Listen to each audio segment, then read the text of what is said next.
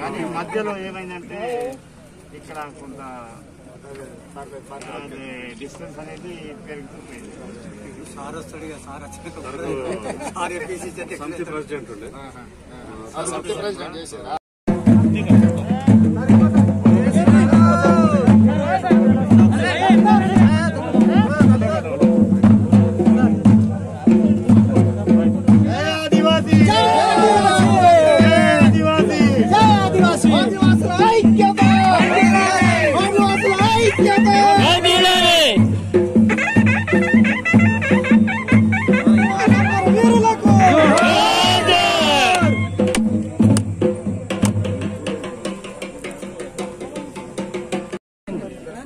Media మిత్రులకు నమస్కారం.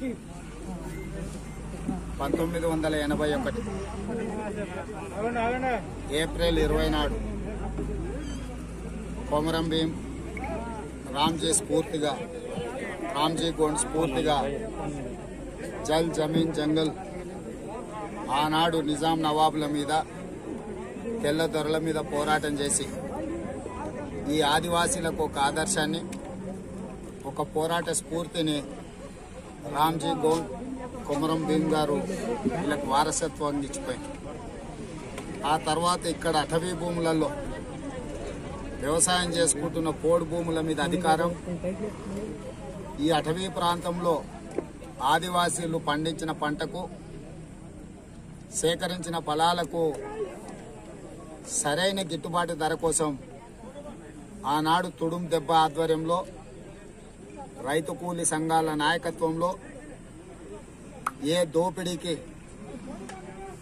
ఏ ఆధిపత్యానికి ఏ పరడపీరణ పారాయణానికి వ్యతిరేకంగా ఆదివాసీలు ఆ రోజు ఒక నిరసన కార్యక్రమాన్ని తీసుకున్నారు. ఆ నిరసన కార్యక్రమం హింసగా మారి కొన్ని లెక్కలు ప్రజా సంఘాలు చెప్తున్న లెక్కల ప్రకారం 60 మంది ఆదివాసీలు ఆనాడు తుపాకీ తూటలకు బలైందని ఒక లెక్క చెప్తున్నారు. ఏది ఏమైనా ఈనాటికి అది సంఘటన జరిగి ఒక దుర్ఘటన జరిగి 40 సంవత్సరాలు పూర్తయి 40 సంవత్సరాలు పూర్తయినాక కూడా ఆనాటి మరణించిన కుటుంబాలకు ఉమ్మడి రాష్ట్రంలో న్యాయం జరగలేదు. ప్రత్యేక తెలంగాణ రాష్ట్రం ఏర్పడ్డాకైనా న్యాయం జరుగుతుందని ఆశించిన చనిపోయిన కుటుంబాలకు గాని గాయపడ్డ కుటుంబాలకు న్యాయం జరగలేదు. ఈ రోజుకు ఈ అడవి బిడ్డలు భూమి భుక్తి విముక్తి కోసం ఇంకా పోరాటం చేస్తూనే ఉన్నారు. వాళ్ళకు అందాల్సిన ఫలాలు స్వాతంత్రం వచ్చిన తర్వాత అందలేదు, తెలంగాణ రాష్ట్రం వచ్చిన తర్వాత అంతకంటే అందలేదు. కాబట్టి ఈ అమరవీరుల స్తూపం ఇంద్రవెల్లి అమరవీరుల స్తూపం గతం కాదు భవిష్యత్తు పోరాటానికి ఒక స్ఫూర్తి. ఈ పోరాట స్ఫూర్తిని తీసుకొని ఈ అడవి బిడ్డల కోసం ఈ ఆదివాసీల కోసం ఏదైతే పోడు వ్యవసాయం చేసుకుంటుండ్రో వాళ్ళ భూముల మీద వాళ్ళకి ఇచ్చే హక్కుల కోసం వాళ్ళు పండించిన పంటకు గిట్టుబాటు ధర ఇవ్వడం కోసం ఉద్యోగాలలో వాళ్ళ హక్కులను కాపాడడం కోసం ప్రజాప్రతినిధులుగా చట్టసభలల్లో మంత్రుల నుంచి మొదలు పెడితే ప్రతి దాంట్లో వాళ్ళకి ఇవ్వాల్సిన న్యాయమైన వాటా ఇవ్వాల్సిన బాధ్యత ప్రజాస్వామిక దేశంలో మన మీద ఉన్నది. ప్రజాప్రతినిధిగా ఈ ఆదివాసీ హక్కుల మీద వాళ్ళ యొక్క అవకాశాల మీద ఒక స్పష్టమైన నిర్ణయంతో వాళ్ళకు మేలు జరిగే విధంగా వాళ్ళు దున్నుకుంటున్న భూములకు పట్టాలు ఇచ్చే విధంగా వాళ్ళు పండించిన పంటకు గిట్టుబాటు ధర ఇచ్చే విధంగా వాళ్ళు చదువుకున్న చదువులకు సరైన ఉద్యోగాలు ఇచ్చే విధంగా వాళ్ళు సరైన మంచి విద్యను అభ్యసించడానికి అవసరమైన అన్ని అవకాశాలు కల్పించడానికి నా శాయశక్తులు నేను ప్రయత్నం చేస్తా. నేను ఈరోజు రాష్ట్ర ప్రభుత్వాన్ని డిమాండ్ చేస్తున్నా. ఆనాడు కాల్పుల్లో చనిపోయిన కుటుంబాలకు ఒక్కొక్క కుటుంబానికి కనీసం 25 లక్షల రూపాయల సహాయాన్ని రాష్ట్ర ప్రభుత్వం అందించాలి. అదేవిధంగా గాయపడ్డ వాళ్ళకి ఆర్థిక సహాయాన్ని అందించాలి. ఆ ఏ కుటుంబాలైతే మరణానికి ఆనాటి కాల్పుల్లో అమరులైనరో వాళ్ళ కుటుంబంలో చదువుకున్న వాళ్ళు ఉంటే వాళ్ళకు ఉద్యోగాలు కూడా కల్పించాలి. ఇవన్నీ ప్రభుత్వం బాధ్యత. ఎందుకంటే ఈ ఆదివాసీలు అమాయకులు, మంచోళ్ళు. మనం వాళ్లకు ఒక్క అడుగు ముందుకేసి సాయం చేస్తే వాళ్ళు 10 అడుగులు ముందుకొచ్చి మనకు అండగా నిలబడతారు. ఇలాంటి ఆదివాసీలకు రాష్ట్ర ప్రభుత్వాలు అండగా నిలబడకపోతే ఇది మళ్ళొక్క ఇంద్రవెల్లి సంఘటనకు భవిష్యత్తులో దారితీస్తుంది. ఇలాంటి భవిష్యత్తులో తప్పిదాలు జరగొద్దన్నా, వాళ్ళు కడుపు గాలి ప్రభుత్వాల మీద తిరుగుబాటు చేయొద్దన్నా ప్రభుత్వాలే స్పందించాలి. ప్రభుత్వాలే ముందుకొచ్చి కార్యక్రమాలను చెయ్యాలి.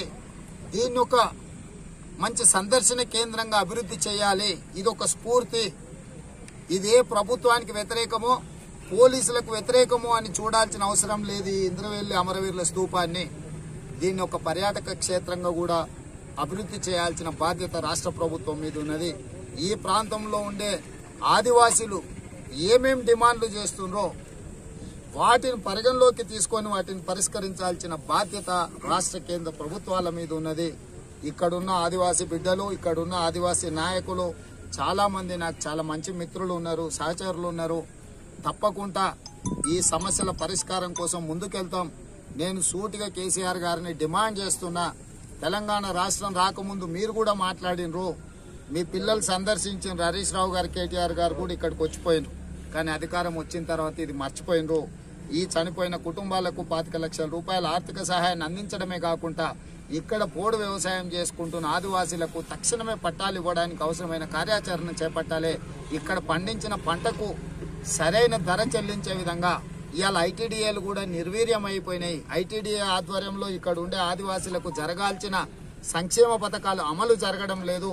ఎంతసేపు ఉన్న రాష్ట్ర ప్రభుత్వం అడవులలో ఉన్న బిడ్డలను తరలించి మైదాన ప్రాంతానికి తరలించడానికి అక్కడ అచ్చంపేటలో చెంచులైనా, ఇక్కడ గోండులైనా, కోయలైనా, గుత్తికోయలైనా ఈ అటవీ ప్రాంతాలలో ఉన్న అంటే పశుపతి నుంచి తిరుపతి వరకు ఈ అటవీ ప్రాంతంలో అడవిలో ఉన్న అడవి బిడ్డలను మైదాన ప్రాంతాలకు తరలించాలని ప్రభుత్వాలు కుట్ర చేస్తున్నాయి. వాళ్ళ జీవన విధానమే అడవి. వాళ్ళ అడవిలో ఉంటేనే వాళ్ళు ఊపిరి పీల్చుకోగలుగుతారు, బ్రతకగలుగుతారు. వాళ్ళు ఎక్కడ ఉండదలుచుకున్నారో అక్కడ వాళ్లకు అన్ని రకాల వసతులు ఏర్పాటు చేయాలి.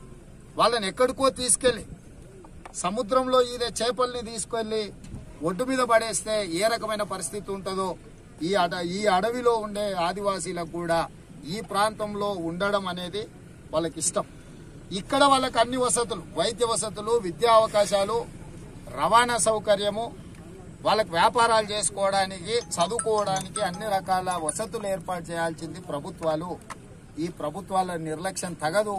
కాబట్టి కేసీఆర్ గారికి విజ్ఞప్తి చేస్తున్నా, తప్పకుండా ఈ అంశం మీద భవిష్యత్తులో కూడా ఒక కార్యాచరణ తీసుకుంటాం. కేసీఆర్ చేసిండా సరే, లేకపోతే తప్పకుండా భవిష్యత్తులో అధికారం మా చేతిలోకి వస్తుంది. ఇక్కడే వచ్చి కూర్చొని ఈ అమరవీరుల స్తూపం సాక్షిగా ఇంద్రవెల్లికి వచ్చి ఇక్కడ కూర్చొని ఇక్కడుండే ఆదివాసీలతోని ఇక్కడ మహాపంచాయతీ నిర్వహించి వాళ్ళ యొక్క సమస్యలను తెలుసుకొని భూ సమస్యలు గాని, గిట్టుబాటు ధర విషయంలో గాని, చదువుల విషయంలో గాని, ఉద్యోగాలకు సంబంధించి గాని, చనిపోయిన కుటుంబాల వివరాలు సేకరించి వాళ్ళందరినీ ఆదుకునే బాధ్యత తీసుకుంటాం. తప్పకుండా మేము అండగా నిలబడతాం. నేను తప్పకుండా ఈ అంశాన్ని లేవనెత్తుతా, ప్రభుత్వాల మీద ఒత్తిడి తీసుకొస్తా, పరిష్కరించడానికి ప్రయత్నం చేస్తా. లేకపోతే రాబోయే రోజుల్లో రాజ్యం మా చేతిలోకి వస్తుంది. తప్పకుండా ఈ సమస్యను పరిష్కరిస్తాం. ఇక్కడుండే ఆదివాసీలను ఆదుకుంటాం.